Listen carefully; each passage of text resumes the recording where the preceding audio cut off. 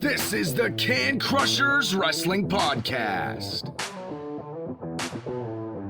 The following contest is scheduled for one fall. Let's go nuts! It's Jimmy Nuts! Drive out with a car! With your hosts, Mark Martinez. Remember, just because you're trash doesn't mean you can't do great things. And the English Professor. It's called a garbage can, not a garbage cannot. Hey, this is former WWE superstar Duke, the Dumpster Drosy, and you are listening to the Can Crushers Podcast. And welcome back to another Can Crushers Spotlight. Season 3, episode, I don't know how many. It's just getting crazy around here anymore. But I want to say to all Can Crusher Nation right off the bat, thank you for tuning in week after week. Sending in questions, sending in requests. We're doing the best we can to get people on the show that you have requested that we reach out to. But as we always do, the week of an IWC event, we reach out to Justin Plummer and we say, hey, we'd like to speak to so-and-so. Well, this week we have the IWC icon, Jimmy Vegas. This guy's been in the wrestling business 20 plus years. He has been at IWC since the start. He's gone through owners like people go through underwear. He just keeps changing them. Justin Plummer's been there a while, and he's been working with us all the time, so that's cool. Man, Jimmy Vegas. I dug into, some of his matches I want to talk about. I want to talk about the groups he's been in. There's just so much to talk to Jimmy Vegas. Hopefully he gives me enough time, because I'm sure we could put 2-3 hour show together with the career that this guy has had. It all comes to a head. It could all come to a head this Saturday. At IWC 19, he will be facing Jack Pollock for the IWC Heavyweight Championship, or he retires. Yep, it's just like that. It's his career against Jack Pollock's title from IWC. Jimmy has held this title a couple times. He knows what he needs to do to get this. Jack is ornery. He is ornery. We've had him on the show before. He is ornery. He does what he needs to keep this title.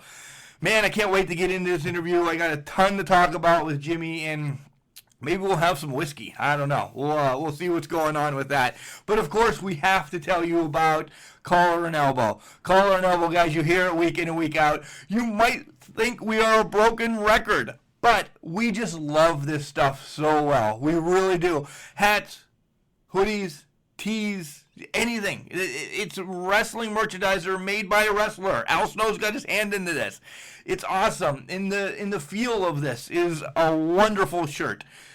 Yeah, I know. You hear it all the time, but we just love Collar and Elbow so much. So we'll send it over to Al, and then we'll be back with Jimmy Vegas to talk about an iconic career and then what Saturday means to him. Wrestling. A love and a passion we all share.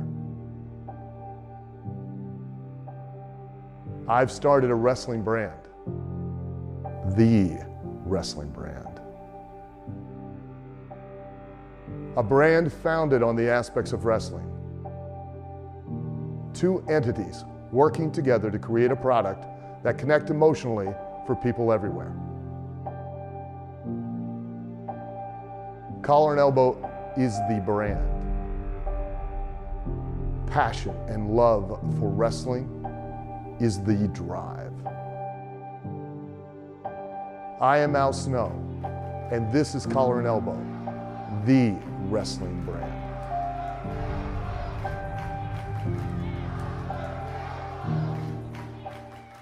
And welcome back to Can Crushers. I'm stoked to have this guy on the show. 20 plus years in the business, multiple championships. He's the IWC icon, and holy shit, does he have a big match coming this Saturday. Mr. Jimmy Vegas. Jimmy, how are you? Yo, I'm good, buddy. How are you? I'm doing well. A little bit of Razor Ramon in your voice tonight, huh?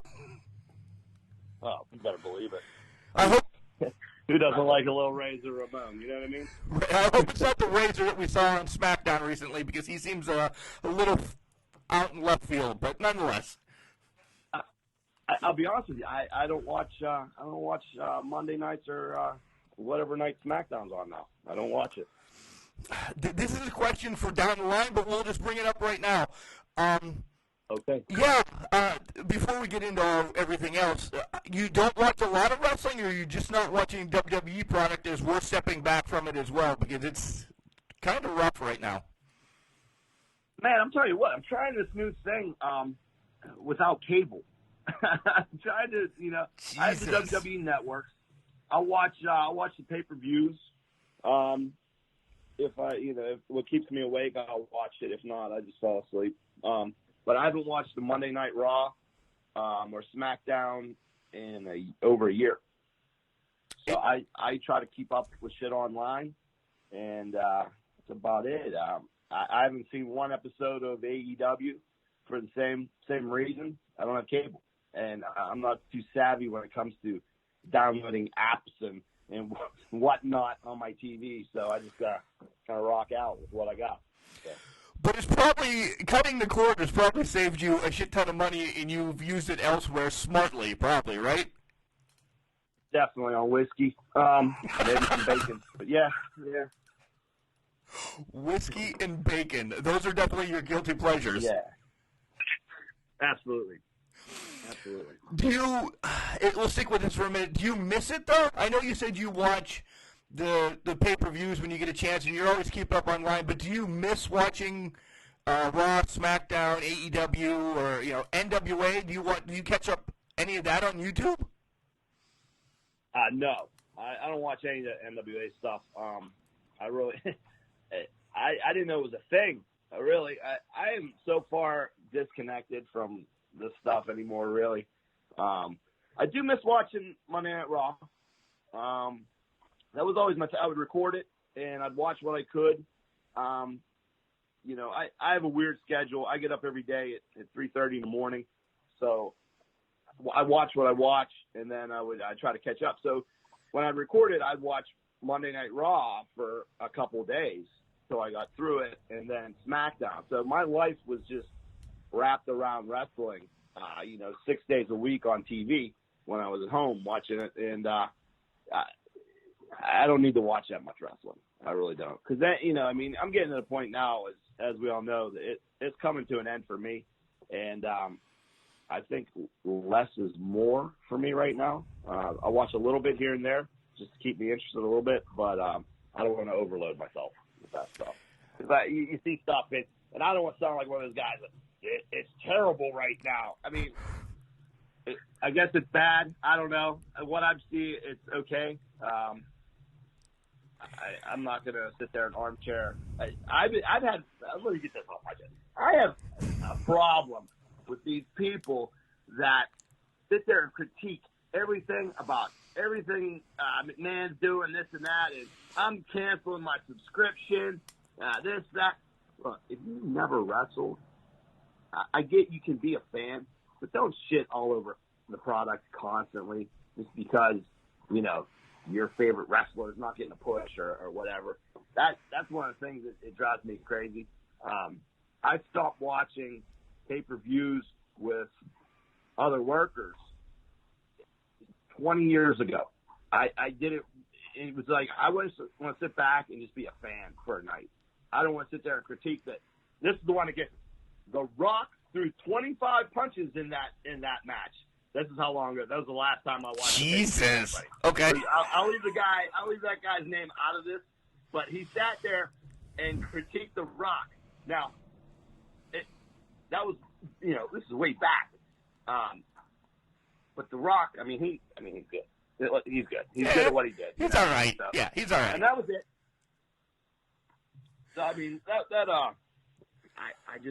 like to be a fan. And I'm not going to sit there and critique everything. And if I'm entertained, cool. If not, I'll change the channel. That's all. And not bitch about it. Nice. So let's go to the way back then. Who introduced you to wrestling? Was it mom, dad, uncle, grandpa, even sister? Who the hell? Man, I want to say it was a little bit of my grandparents used to watch it. My dad would watch it. Me and a neighbor kid, we used to watch it big time. And I moved away from the neighborhood I was in, and we kept in contact over wrestling. His older brother would take us to the Civic Arena, and we'd go to the WWF house shows and whatnot. And we did that for years and years and years. And then, we started getting a little older, and, I still watched wrestling. I don't know whatever happened to him. But I watched it throughout high school. I think there was my senior year in high school. I don't want to date myself, but it was 1993. I remember having a picture of Mr. Perfect in my locker. Nice. Nice. I've been a fan since, 8, 9 years old, and I remember thinking back. I had an older cousin, and he asked me when I was about 10 years old. He said, "What do you want to be when you get older?" I said, "I want to be a wrestler." You'll never be a wrestler. The guy down the street, he wanted to be a wrestler too. He'll never make it as a wrestler. That was burned in my head for many years, and I was convinced, right out of high school, there's not a chance to be I don't know how you go about being a wrestler. The internet wasn't around, you really didn't have access to wrestling schools, and just didn't know, it wasn't public knowledge. Didn't know anything about independent wrestling at the time. Didn't know it was a thing. So it escalated over the years, and finally one night, it was in March. March, I think it was 97. A buddy of mine, we were getting ready to go to the South Side, and we were sitting at my parents' house, we're having some beers, and we were watching ECW. There was a commercial that said, "Wrestling school now in Pittsburgh." It flashed a number, and I said to myself, "Why are we not doing this?" Of course, it's ECW. Right. It was Saturday night, Tuesday or Monday morning. I called this number, and it was a recording. You've reached the ECW House of Hardcore 2, blah, blah, blah. Leave your name and number. Left my name and number. That was on Monday. Monday afternoon, I got a phone call from a secretary, and she set up an appointment for Tuesday. My buddy, he went down. There was 2 interviews. There was one in the morning, one in the afternoon. My buddy went in the morning. He called me. He said, I just gave him a check. I'm in wrestling school. I was like, "You got to be kidding me." So I get down there, walk in, it's Shane Douglas. I'm like, "Well, hey, there's the franchise. This is legit, So it was about 20 minutes of talking, and I just gave him a check and said, "Let's do this." So I think it was the following Saturday or maybe 2 Saturdays after we started training. And now, next thing you know, here we are, 20-some years later. Dominic was down there as well, right? Dominic DeNucci helped, right? Dominic was like the head trainer. Shane was, with Shane's schedule, when he was in town, he was down there. He was down there a lot. There was nights, I remember we would train on Saturdays and Sundays. And occasionally we'd have like a Wednesday night that he was available. So we'd get on a Wednesday night, and he would stop in. And he was, I can't remember if it was his birthday or his wife's birthday, but he was supposed to be at a restaurant at a certain time, and he's in there sweating, getting dirty and showing us this and that. And he totally missed his birthday party or his wife's birthday party, one of the two. So it was a good time, man. It was wild. I think out of that class, I'm probably the only one that's actually active right now. Jake Garrett was in my class with me, and I don't know if he's still working, because of his back or what. So, but talking ECW then with you real quick. How many times did you make the trip over to Monaca to the Golden Dome? I've been to the Golden Dome once. Never to wrestle, never to watch wrestling. It was within the last year to watch my daughter do a cheerleading competition. Yeah, I've never. I would go to the David L. Lawrence Convention Center when they were in town, so that was a little closer to home. With you being in training, because it was 97 when I went the first couple times. I remember perfectly. Sabu was there, and shit got out of hand. Sabu legit tossed a chair out of the ring, cracked the guy with the chair in front of me, and then everybody just scattered. Like, see you later. It was probably one of the greatest shows I was ever to. Of course, shit like that doesn't happen anymore, but... yeah, it was wild, huh? Yeah, it was wild. It was 97. When you said you were there 97, I'm like, son of a bitch, I wonder if he was around when I was going to Monaco or the Golden Dome watching ECW, just like lingering as a hand or something. Well, we did a lot of we did security for those guys. You had the Atlas security and then chain students whenever we were close. So we did David L. Lawrence Convention Center security there. That we did a show in Cleveland. I think it was. I can't remember what it was, like a little, like a Gund. It wasn't Gund Arena. It was something like that. It was like a little theater. Pretty wild. But we did something in Buffalo with him as well. There was like a circuit, you know. So we set up the ring, and then we did a little security. We did a thing for Brian Hildebrand, the Curtis Comes Home show at Ross Draver. I remember I was doing security there. We set up the ring as well. Did security there. I got drunk in the stands because they were sitting there with a bunch of guys, and they're like, "What do you do?" I said, "Well, I'm one of the students. You're gonna be a wrestler." They just started feeding me beers. So the entire show, every time they would go get beer, they'd bring me a beer.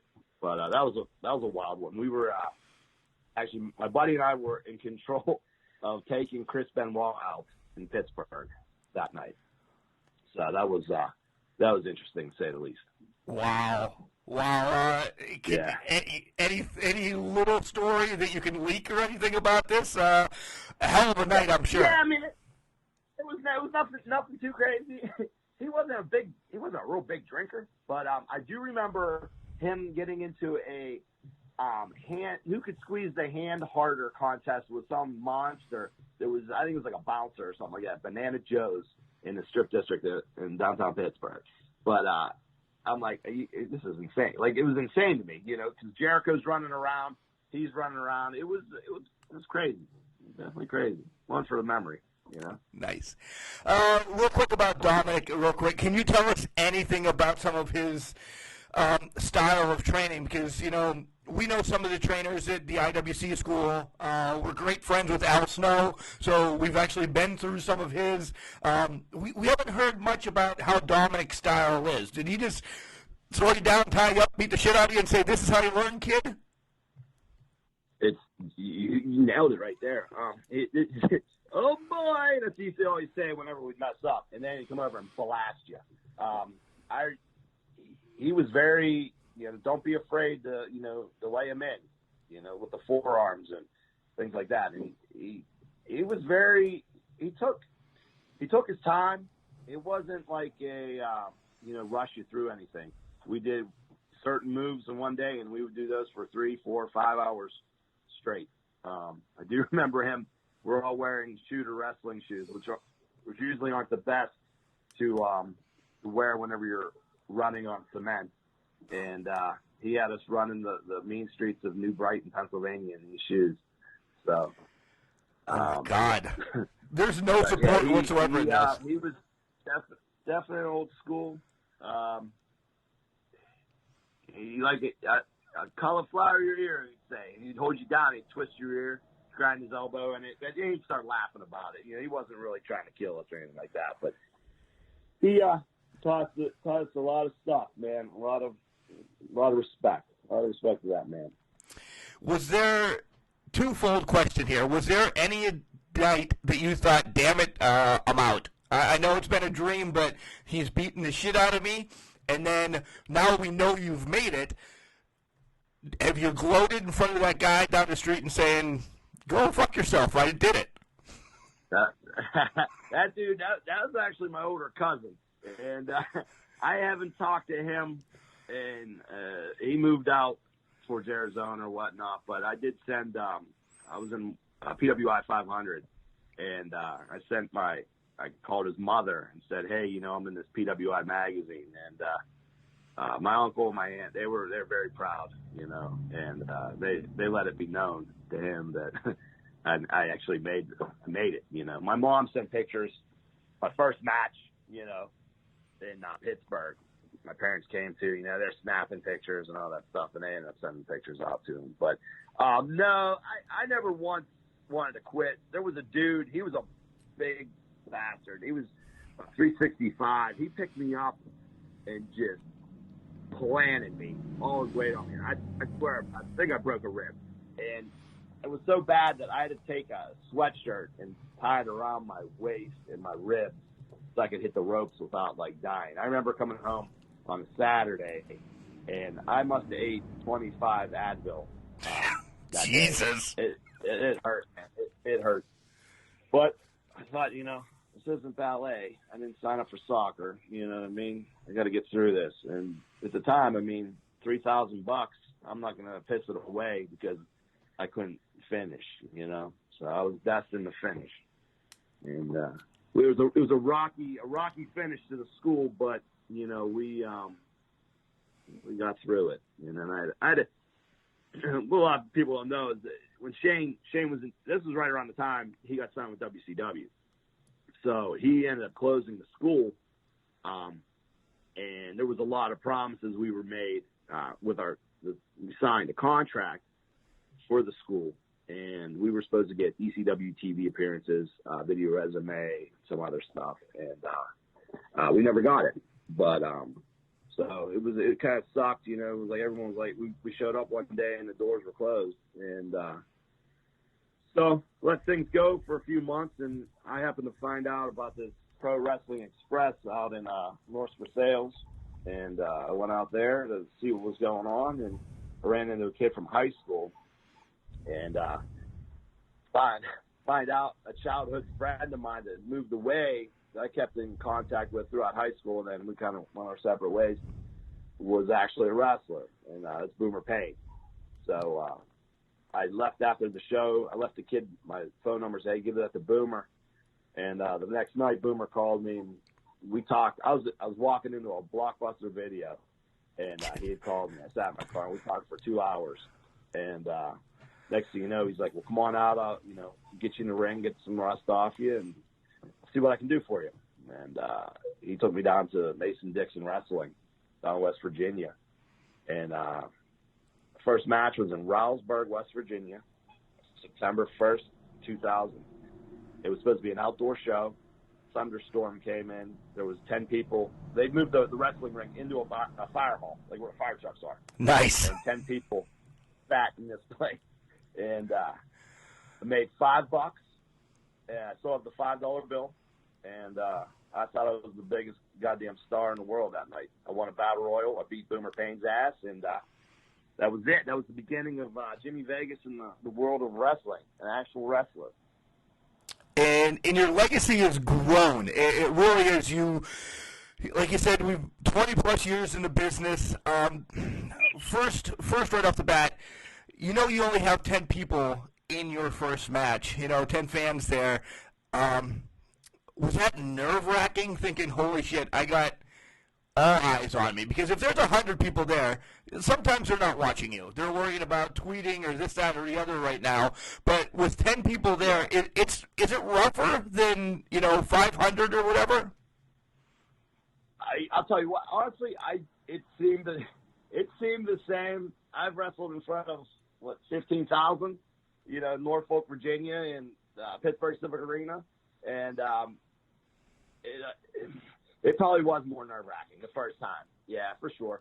But at that point, again, there wasn't social media. There wasn't a whole lot of, people weren't tweeting and things like that. They were staring right at me, and I just knew that I had to go out there and be Jimmy Vegas, and that's what I did.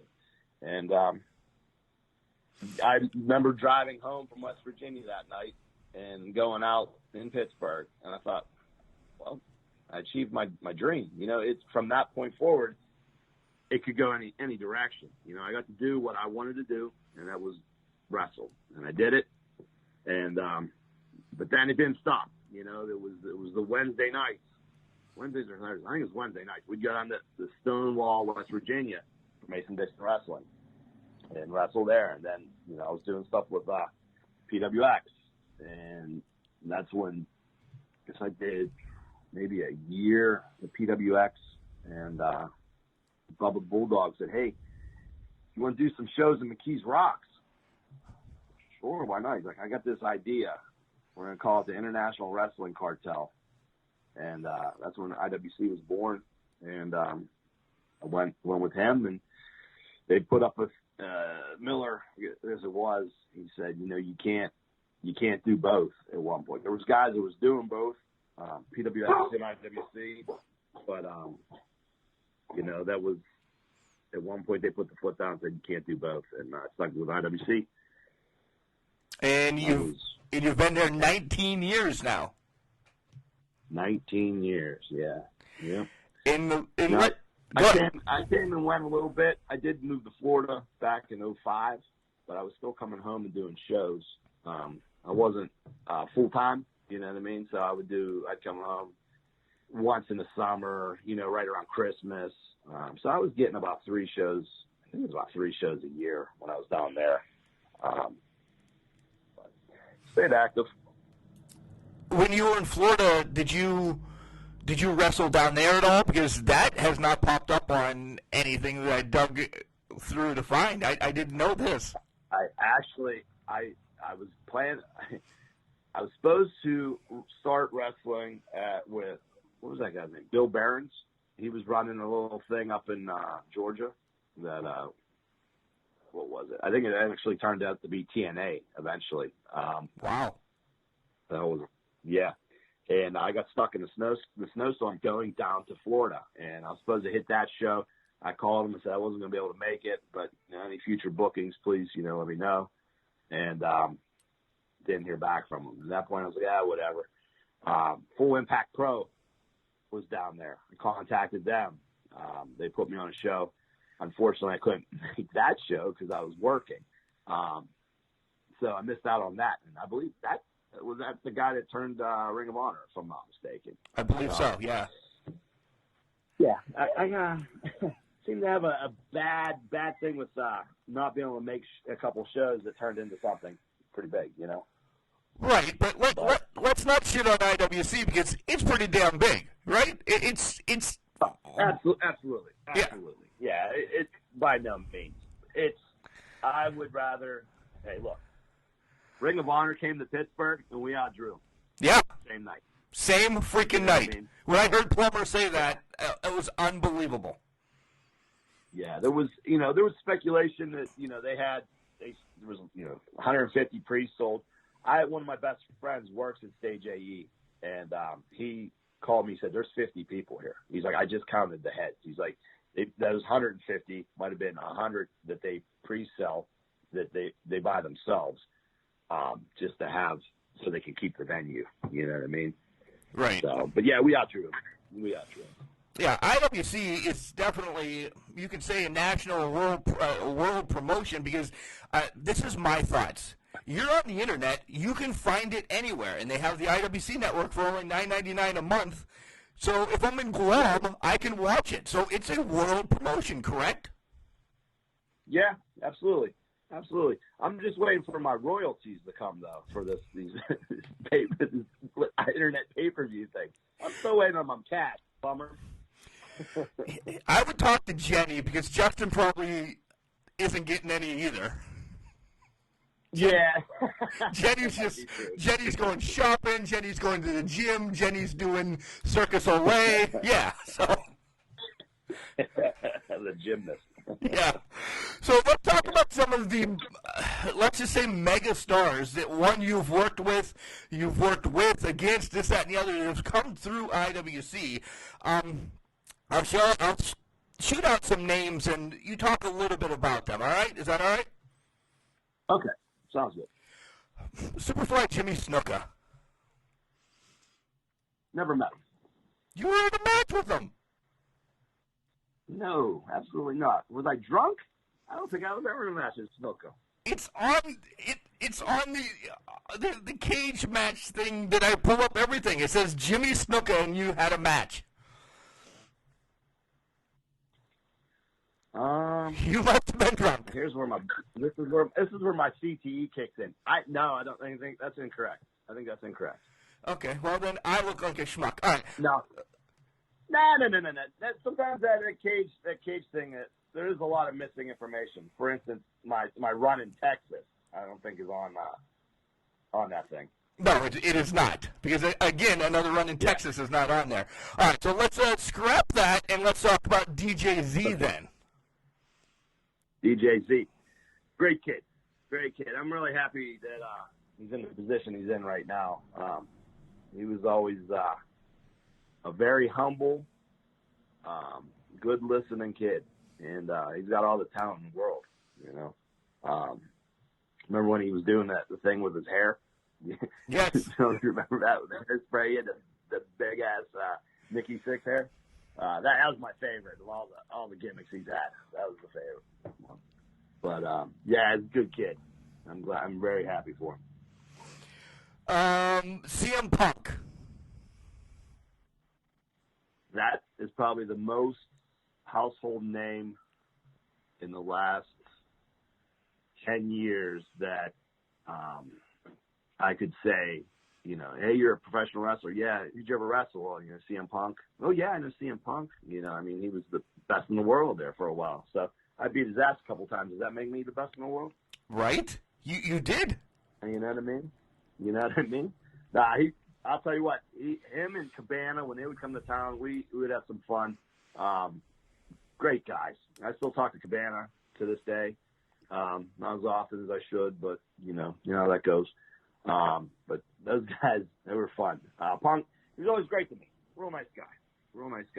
And a couple times in the past, you know, a few years, up until I guess him and Cabana had a little falling out. I'd never brought that up to Cabana. But, you know, I'd always say, hey, how's Punk doing? He said, hey, last time I talked to him, I said, you said hello. And he said hi back. So, I mean, that was cool. He was good to work with. He wasn't that great of a worker back then. He really came into his own. Once he went down to OVW, I think, is where he started clicking a little bit more. You know, because when he was in IWC, he was kind of sloppy. You know, he had his own style. But great guy. The shame he walked away, you know, but I get it. Yeah, but he's making a ton now with the Fox deal and everything, and is he really going to walk away? We all speculate at some point there's going to be another CM Punk match, I would think. Yeah, for sure. Let's go a little bit current, as there's a guy... I don't know. They knew him by Logan Shulo in IWC. I don't know. He plays the guitar now. I think something like that. He's a drifter. Walk with somebody. Yeah, I don't know, but his real name. Yeah. What was his full name when he first started in the WWE? It was Elias. What was his last name? Are you asking? Samson? Yes. Yeah. Is that what it was? We had a rib going because it's John's brother, Sam right? Adonis. Sam Adonis was Sam Elias at one point. Yes. We made, you know, we're like, oh, they're just busting your balls because they fired you. But he's a good kid. He was a hell of a worker. You know, we did a few things with him where he was trying to be a part of the Founding Fathers and. You know, the whole 9 yards. So, yeah, he's doing great. It's good to see. I actually was just in L.A. It wasn't just in L.A. It was a year ago. They were out. Oh, help me out here. There was a pay-per-view. It was in L.A. in September. What the hell was it? What is this September now? They change Septembers around all the time because it's right after SummerSlam. So it's something stupid. It's either... It's not TLC. No, I don't know. Extreme Rules or something like that, I think. Yeah. Well, whatever it was. I flew out there with the owner of the protein bar company that I work for, and we went out and we were supposed to go to the pay-per-view. And by the time we flew in to LA, it was getting late, and he's like, well, you know, we can go late. I said, let's just go. So we had to just go Monday night.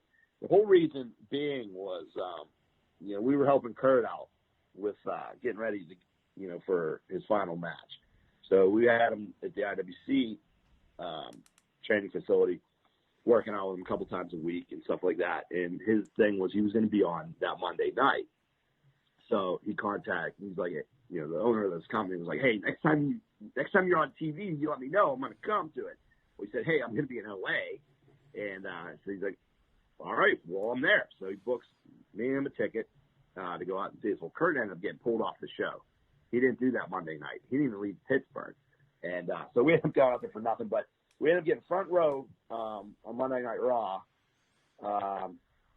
It was all, in LA. And I got to see, I went to my hotel, and I come down, and I walk into Facade, and Logan standing there BSing in the front lobby, and they look at me like, what are you doing here? I'm like, Facade, what are you doing here?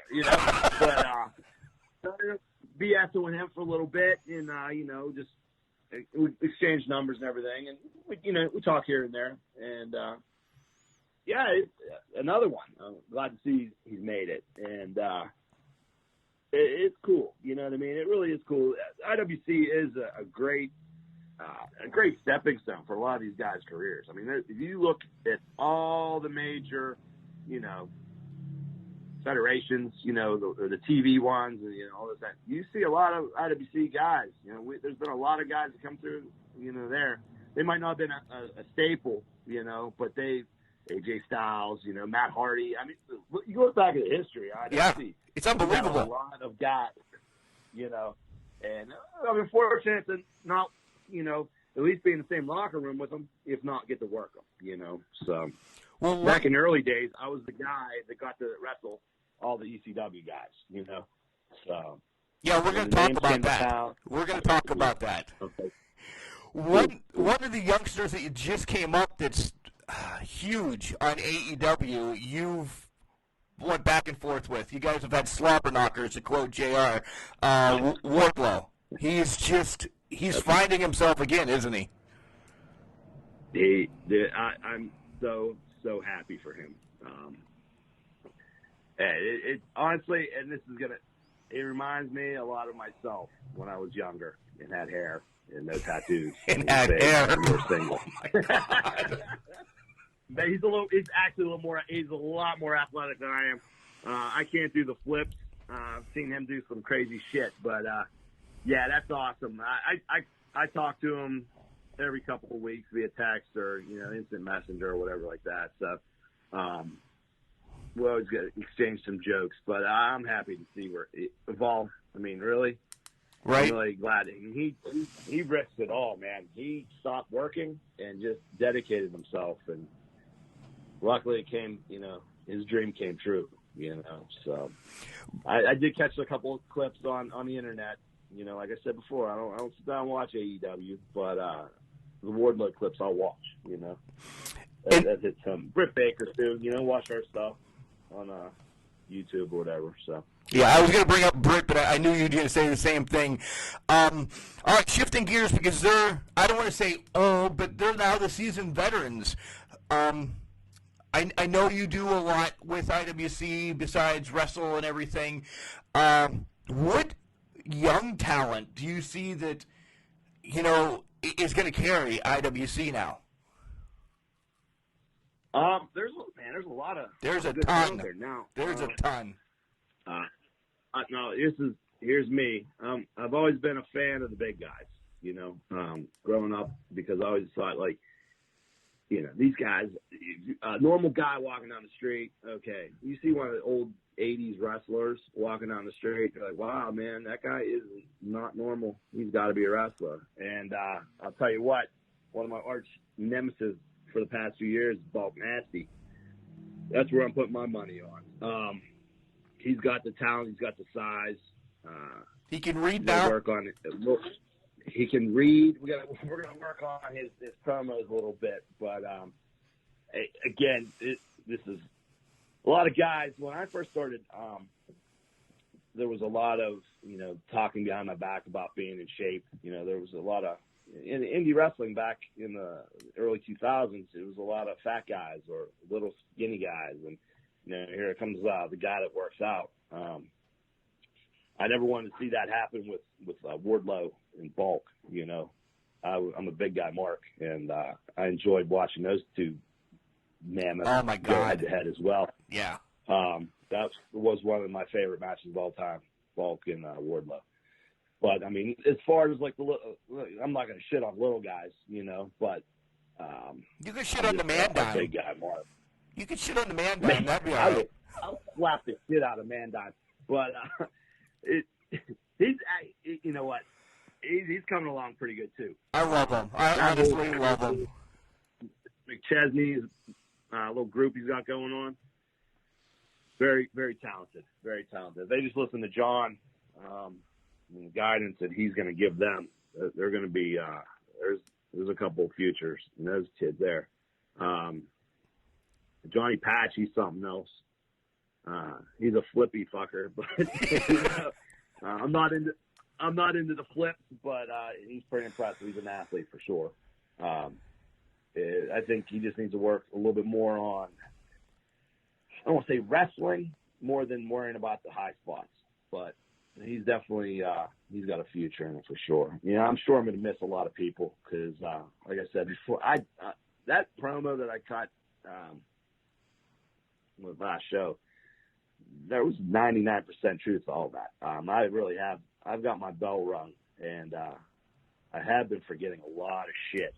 So, if anybody that I don't mention in this podcast about being good, I'm sorry. Yeah, you're awesome, but I'll praise you later. But Jack Pollock, he's got some talent on him too. I don't know why he's so angry lately at me, but I'm sure we'll figure that all out. We'll get to Jack. Let's stay on you for a couple more questions, then we'll get to Jack. Oh, okay. You brought up Team Big League. Between them, the culmination, you know, there's a lot of groups in IWC right now that can pretty much take over, but you were part of groups too. I want to bring up three, and then tell me kind of what was your favorite. You have America's Most Wanted, you have the Unholy Alliance, and then the one that I know the most is the Founding Fathers. All a little bit different, but the Founding Fathers run IWC, right? That's right. That's right. I'm going to have to say Founding Fathers I had the most fun with because at that point in our career, we were all friends, you know, and rolling back to America's Most Wanted, I think, correct me if I'm wrong, that was Boomer and Corey K, I think. Was that the whole group? I honestly can't remember. Damn, but, the Unholy Alliance, it was kind of a let's throw these guys together. You know, Shirley Doe, he's awesome. I still talk to Shirley Doe here and there. Yeah, the Founding Fathers, that was the most fun, I think, you know, because I wasn't young and just listening to what they had to say.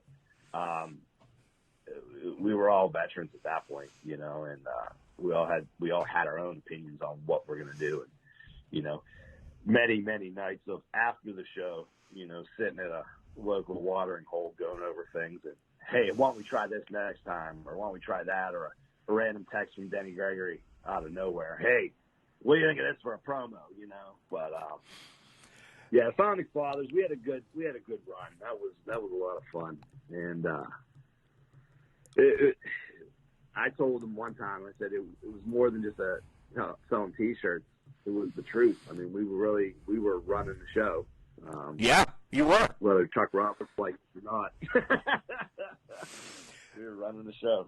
Side question: does Gregory literally drink that much? Because holy shit, he went through a bottle of alcohol during every match. It's unbelievable, and he was still coherent. It was unbelievable what he did in the ring. He's a military man. He can put away his booze. We'll leave it at that. Sure. We'll leave it at that. Yeah. So you brought up that you fought a lot of ECW guys in your younger days. 3 matches that I have written down. All of them in their type of matches. You had a Singapore Cane match with Sandman. You had a Raven's Rules match with Raven. and then a baseball bat match with Chris Hero. Holy shit, your body, I feel your pain already from all of those. Yeah. I think I was victorious in all of them. You were. That's why I brought them up. Yeah. Sandman, we had a lot of battles. There was dog collar match, endless tag matches. I learned a lot from him. That was wild. It was a wild ride. I cannot tell you some of the stories that I got into with that cat. But I'll tell you one real quick. We were at Tequila Willie's in the Strip District. It was me, Sandman, Christopher Daniels, CM Punk, and Colt Cabana. It was time to go. I'm looking at 12 Long Island iced teas sitting on a bar. And Sandman gave the bartender $20 to strain the ice out of all of them.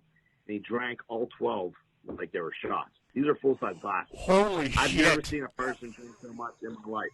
I'm like, this is unbelievable. And he was out of control, but kept it out of control, but kept it in control. He was the leader of that group. Like, if Hack says it's time to go, we're out of here. Let's go. But, yeah, as far as information and knowledge, he gave me so much. And, I don't think I can ever repay him for what he taught me, As far as Raven goes, that was a pretty cool match. There was matter of fact, there was a clip, I think, that somebody put on Twitter that I think was me walking into that match recently. That was wild. It didn't get as extreme as I thought it would get. I think the reason why is I don't think Norm had enough weapons there for us to use. It's unbelievable. How did he not have enough weapons? I don't remember it getting I think I called him out and told him I wanted a straight-up wrestling match. And we started chain wrestling, which blew my mind. And I didn't think he could actually wrestle, but he did. And yeah, it wasn't bad. It wasn't bad. Chris Hero, I can't remember if we got that was involved too much. I think we were beating each other's body up pretty good. So, all right. Yeah, that was in Monroeville, I think, right? Monroeville, Pennsylvania. I don't have it. I closed my match thing. I'm sorry, I don't have it up. All right. Yeah, Monroeville. Sure. So you've had some titles as well. We always like talking about titles. Two-time IWC Heavyweight Champion, three-time Tag Champ, and you had the High Stakes Champion once. Which one was the one that was like, yes, this is hanging on my wall forever? What was your favorite win? I got to tell you that the heavyweight title was that was it, because you were the face of the company at that point, And I was the first ever two-time heavyweight champion. And at that time, now I think about it, that means I lost it though. But right. Yeah, the heavyweight title was big. The tag title was when it was the Founding Fathers as tag champs. That was fun because we got to have some fun with it. I got two giant Rottweilers, and they're trying to kill each other right now. Hey, go lay down. We talked before the show. Mine is actually being good. He's taking a nap. I thought we were all going to have a dog war during this podcast, but apparently it's just yours. Yeah, they're calm now. But yeah, man, the high stakes title was pretty cool. It was nice because again, Boomer Payne was the referee during the match. Yep. So that meant a lot to me. He was the longest reigning, that had the high stakes title. He had it, and then they kind of like did away with it. He was the last guy. So technically, he held it for 10, 12 years or something like that. About, yeah. But in theory, I guess it was vacant or whatever. I don't know how they want to word it, but I think RC Dupree they called the longest high stakes champion, but that's false. That's painless. So that was pretty cool. Again, this is two childhood friends. We were backyard wrestling before backyard wrestling was cool, So. Yeah, 80s. Trust me, I know the 80s. Just beating the shit out of your next door neighbor, and it was awesome. Somebody's going to the hospital at some point. We would have battle royals at recess. In the playground? Yeah, absolutely. You'd have to throw them off the grass onto the cement. Once you hit the cement, you're done. You're out. Nice. Freshman year, John, John, the other guy that's with us, we had a scaffold match on bleachers that were pushed in gym class. Blew my knee out and because I lost. I Jim Cornette it. I really did. He threw me off the bleachers, and I just didn't land right, and boom, there goes baseball season for me.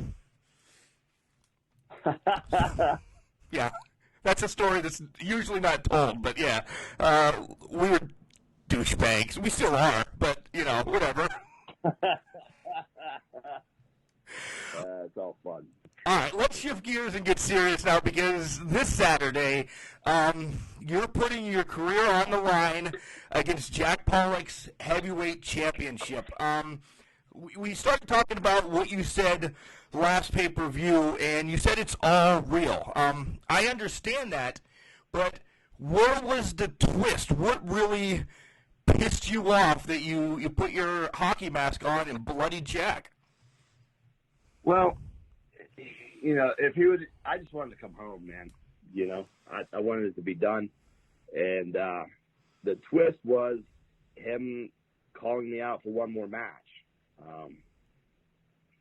Problem is, the pain I go through every time I wrestle, if he was a friend, he wouldn't ask me to go through it one more time, And the arrogant little chuckle he had when I gave him the hug at the end, that just sent me into another world.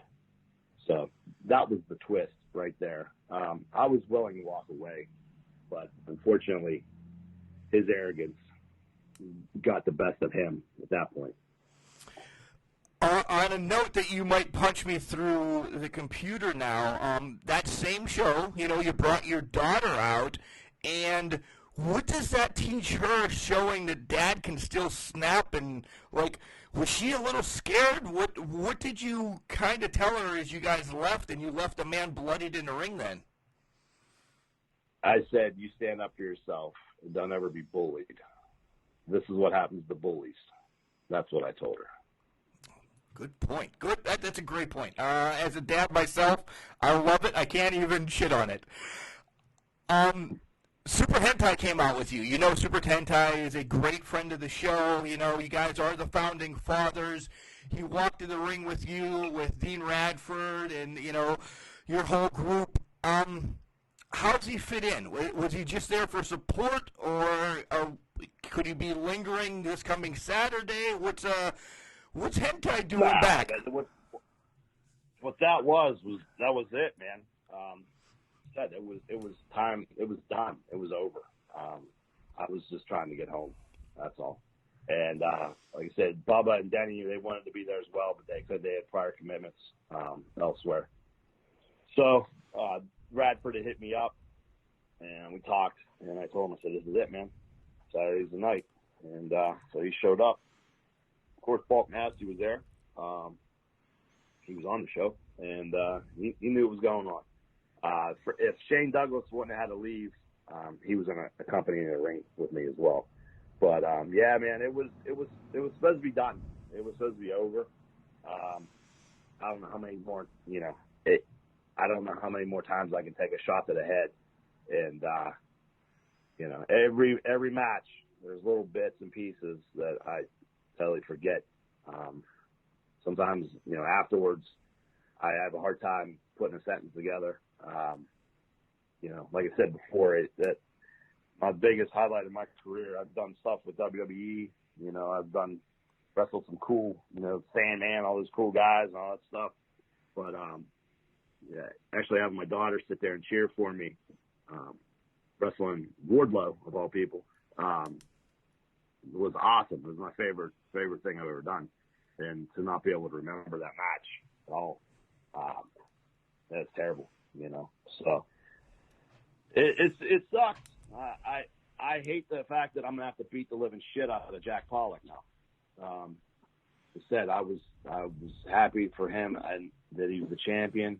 I was happy for him months and months and months ago to come to IWC. I'm not happy that I'm gonna have to, I'm gonna have to beat his ass because I'm going out on my terms. There's no way I'm gonna let him dictate my career. So let's play both scenarios then. You beat his ass, which I clearly could see happening. The rage. You beat his ass. You win the title. Do you take the title home and leave IWC in a rye? Well, that's a good question. I didn't even think of that, to be honest with you. I was just thinking this is going to be a fight. I'll take the title. I'll take the title home with me. We'll just have to see legal reasons, contracts and all that stuff with Plummer. What I'm obligated to do at that point, I don't know. I don't think anyone really knows. I think everybody's betting against me at this point. I saw their little poll on Instagram, and I guess everybody thinks Jack Pollock, of all people, is going to end the career of Jimmy Vegas. And I assure you right now, that's not happening. He's got his little shirt, whatever, he'll die or whatever. I'm going to kill or be killed. That's all there is to it. I plan on leaving him just laying there, half dead, if not completely dead. I'll worry about the title afterwards. If I get the title, cool. If I get, they strip me of the title, cool. If I retire as the champion, cool. We'll just worry about that, when we get there. So, okay. Put your money on Vegas. Put your money on Vegas. Yeah, Vegas. It might be on sportsbet.com. It might be. Never know. On the other side, you go out the bad way. We'll just leave it at that. What's next for Vegas then? What's next if you lose this match? Do you still help IWC, or are you just completely walking away? No more in-ring, but are you just out? See you later. I got stuff to do. There are some things I want to try to get into, but I expressed in the past if they ever needed help, backstage, anything like that, I'd be willing to help out. Maybe get into training. I know Quinn Magnum's now. I don't know if I'm supposed to say this, but I believe he's heading the training now. Quinn and I go back a long time. So if I get the itch to get in there, I can help out some of the young guys. But right now, man, I just want to let my body heal. And it's kind of like that whole stepping away from cable, Right. Maybe I'll just watch that on pay-per-view, and we'll call it that. I said before, not goodbye. It's just so long. I've done this before, but I had a different career path I was heading back in the day. I retired, went to the police academy, and that didn't work out the first time, so I came back to wrestling. And, it's I love it. I really do. I love the sport. Had a great run. I really did. I just wish I got to look forward in the future. Talk about my daughter a lot. I can't be a goddamn vegetable. I can't, forget her birthday. I don't want to, I can't, play catch with her because, I need a shoulder replacement or, my back's jacked up or, all of that. And that's the goddamn truth. I need a shoulder replacement right now. Had shoulder surgery, 2 years ago. It was a failed surgery. So I've been running around here doing this shit with a bad shoulder. Son of a bitch. I'll worry about that, down the way. But my most concern is, I do a lot of research about, your brain. And I spoke to a brain surgeon up in Massachusetts. And he told me the one time He said, the torn quad, the torn hamstring, all that stuff, the shoulder, that all healed. The brain doesn't heal. The damage you do to your brain is going to be permanent. So I don't want to, be 60 years old and not recognize my kid. God, honest truth is that story I said about my parents' dogs. I could not remember their names. And I've known these dogs for 14 and 15 years. And it's scary at times. But, I'll get through it. There's got to be something I can take, some on-it supplements or something like that. Right. Or more whiskey. Again, I'll get through this. But like I said, it's coming to the end. And but I'm not going to let somebody dictate my career. I'm going to go when I say it's time to go. And we're getting close. I'll bring it back to being the light a little bit. Any thoughts on being a cheerleading coach?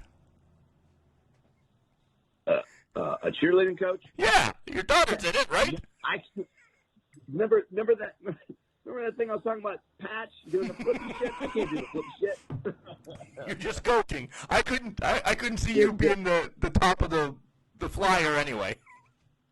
Nah. I'm more. I'd be like on the base. But again, my shoulder won't let me. Right. So. All right, a couple more questions, then I'll let you go. I always like to ask, you've been in the business for 20-plus years. What advice do you have for the kids, coming up now? If you go on to be a trainer, what do you wish somebody told you your first day that you want to pass along to somebody? Don't think you're going to be a star right away. Just keep it a job. Make sure you have money for food and whatnot. I know there's a lot of guys out there that are chasing this dream for 10 plus years. They're delivering pizzas. I mean, nothing wrong with that. You're making a living, but just think of your future, because we can't do this forever. In my mind, when I first started wrestling, I was going to wrestle for ECW. I was going to make a lot of money. I was going to be retired by the time I was 35. Then it switched gears, so I was going to be a WWE wrestler. Had the tryouts and everything like that. My head got swollen. I'm like, this is it, man. I'm going to do this. I'm going to be retired by the time I'm 35. I'm going to be a millionaire. Smooth sailing. 20 years later, I'm not a millionaire. I do well, but luckily I had a good enough head on my shoulder. My parents instilled a great work ethic in me. And I worked and worked and worked while I wrestled, and this way at one point I kind of figured, after the tryouts with the WWE, that I wasn't getting signed, and I knew it. And I took a couple of different career paths, and I followed it. But always have a backup plan. That's the key. Always have a backup plan, because you never know when something's going to happen. You might get hurt, and it might be the last time you get to wrestle. So always, think of your future. Just like I said, have a backup plan, but give your all. Try to live your dream, but be smart. Be smart with your money, and put some in a savings account or 401k, whatever you IRAs and all those gimmicks. But yeah, that'd be my thing. Just have a backup plan, because you just don't know. Yeah, not only for wrestling, that's life as well. If you're a garbage man, put some money away too, because at any point you could fall off your truck. Yeah, trust me. Right. Yeah. Last thing. Back in the day, I don't want to say now, because we've talked about some of the concerns that we have with your body and anything, but when you were the ECW star, the WWE star, whatever, who would have been your dream match? Who do you want to wrestle, where at, and what stipulation? How far back can we go? Whenever you want. Yeah, anybody ever. Just who would you have loved to wrestle, where, and what stipulation? Randy Macho Man Savage would definitely be one. Yes. Scott Hall would definitely be one. An actual one-on-one with Kurt Angle would probably be on top of my list. We did a thing with him out in Rostre where was that 2008. He was hurt, so he couldn't actually wrestle. It was supposed to be Eric Angle, his brother, and Kurt Angle versus me and Bubba the Bulldog. And Kurt was hurt, so we didn't actually get to do the whole wrestling thing. But I think if I like different eras, if I could go back, Macho Man, Scott Hall, and Kurt Angle. Kurt being the top. Scott Hall is Scott Hall from AWA. Scott Hall is NWO Scott Hall or Razor Ramon. I'd do Razor Ramon. Yeah. That boy, Chico. He's one of the guys, I'll tell you what, he's one of those guys that I never got to meet. I've met a lot of wrestlers. Because, whenever we get called to do, like, the dark matches and whatnot with WWE, I met everybody. I have not met Hulk Hogan, and I have not met Scott Hall. And we had Scott Hall at an IWC show. Yeah, we did. And Plummer didn't book me on the goddamn show, and I wasn't driving up there just to prove a point. So my own stubborn ass, I didn't get to meet Scott Hall. So that's unbelievable. There's time. I'll find him. I'll find him in Florida, I'm sure. He's part of the reason why I'm a raging alcoholic. I don't know where to end with that. That's the goddamn truth. All right. Any final thoughts? I know you're very not great with social media, but do you want to tell everybody where they can find you on social media and any final thoughts directed towards Mr. Pollock? What in the hell do you mean I'm not great at social media? Have you seen my elite athlete posts on Instagram? I am goddamn awesome at junk food. Awesome. No, you can, man. I just search Jimmy Vegas on Facebook. I don't even know what my whatever is. JVegas33 on Instagram. I'm trying to get back. I deleted Twitter. I couldn't handle Twitter anymore. It's garbage. It really is garbage. It's just, look, man, everyone's got their opinion on politics and whatnot. I'm tired of getting it jammed down my throat. And everyone's got a voice on there. I'd rather just scroll through Instagram and look at chicks with big butts and, muscle cars and machine guns and whatever, MMA fighters and Jack Pollock. Actually, I've never seen Jack Pollock on Instagram. I don't think I have the thing, but I'm going to have to look for it. I did see he had some nice little messages on his Facebook for me, though. I don't know why he's so angry. But listen, I'll see you on the 14th.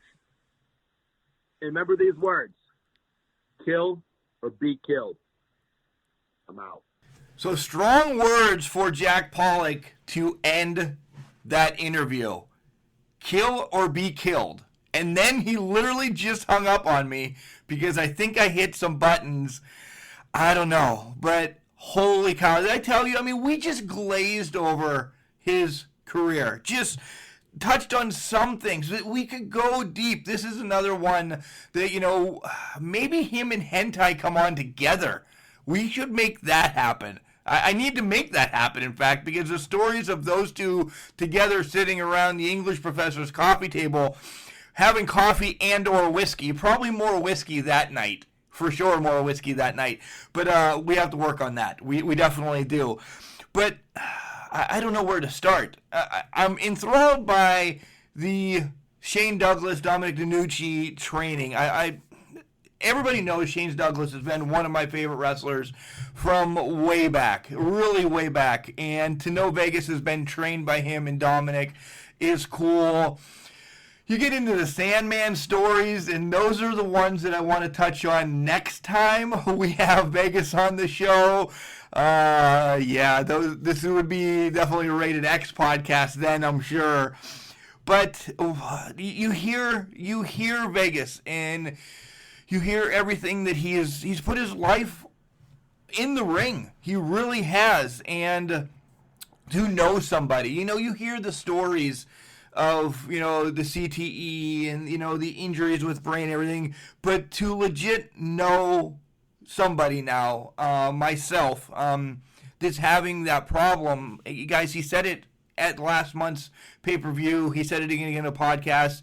His mom and dad's dogs. He sometimes doesn't know their name. This is scary, and this is truly what they do for us, guys. They put their body on the line to entertain us, and we need to give back to them. We do. We need to support them as much as we can. And that's another reason why we do this podcast, to let everybody know, indie wrestling, a lot of people still might not know about it. If you don't know about indie wrestling in 2020, you're absolutely crazy. But to know what they're doing to get to where they want to be. You heard Vegas talk about the WWE. You heard him talk about ECW. It is just unfathomable what he's done to his body. It's amazing. Thank you, Jimmy. So this Saturday, again, is... I was going to say WrestleMania. It's not WrestleMania. It is bigger than WrestleMania. It's IWC 19 in Elizabeth. And let's talk about some of the matches that they already have set. High Stakes Championship, Mambo Italiano is going to take on R.C. Dupree. John McChesney against Bill Collier. Johnny Patch against Facade for the Super Indie title. A grudge match, Katie Arquette and Alley Cat against, a Can Crusher favorite, Ray Lynn and her partner, Queen Aminata. Queen Aminata was there last month and watched it on TV, on the whole live stream on IWC Network. Man, this is I'm excited. I'm excited to meet her. But again, we have the main event, Jack Pollock title, Jimmy Vegas career. Guys, you still have time to get your tickets, IWCWrestling.com, or they will be available at the door. So get to Elizabeth. It's always posted on our website where you can go, and you can find, the address to drive to Elizabeth, Pennsylvania. It's outskirts of Pittsburgh. Get there. Get there. You will not be disappointed with IWC whatsoever. If you're across the country, IWCNetwork.com. You can buy the pay-per-view, or you can pay $9.99 a month, and they're backlogged until 2012. Sit around, get some Dunkin' Donuts, get some Starbucks, whatever you want, and spend a weekend and watch IWC Wrestling. You will not be disappointed. We have to give thanks. We always give thanks during our IWC shows to Mr. Nick Lendl and 2-to-1 Media. Jeremy there at 2-to-1 Media. It's an awesome intro. They made the intro for us. Lendl's Golden Pipes always on there, welcoming everybody to Can Crushers. Thank you once again. 2-to-1 Media, they can do anything photography-wise. They have drones that fly around and take pictures. They'll do some videos. They're great. Look them up on the old Face Space as well, and tell them we sent you. Yeah, they'll help you out as much as they can. And if you're doing a podcast and you need an intro, Jeremy will hook you up too. If Lendl does it, though, I'll be a little bit mad, because Lendl, I think we might have a copyright on Lendl. If not, I'm going to get a copyright on Lendl, because we need him to linger around. Guys, again, we love doing this. Head over to ratethispodcast.com/Can Crushers and tell everybody what you think about us. Do a review. That'll be great. You can find us on all the social medias at CanCrusher69. That's Facebook, Instagram, and Twitter. You can always send us an email at cancrusher69@gmail.com. Guys, we are going to do that Ask the Can Crusher show real soon. So if you have any questions that you want sent in, make sure you send them in to get them on the show. Anything at all. You can ask, find out what kind of whiskey Jimmy Vegas really likes, or why, I don't know, anything at all. So, guys, we'll be back Sunday with the recap of IWC 19. We'll talk about some wrestling as well that's happened if we decide to watch Raw or SmackDown, and that's probably the best thing Jimmy Vegas has said. Not that he's cut the cord. He just hasn't watched Raw or SmackDown in a while, and we're feeling the same way. All right, guys, just remember, just because you're trash doesn't mean you can't do great things. It's called the garbage can, not a garbage cannot. See you Sunday. It's my birthday.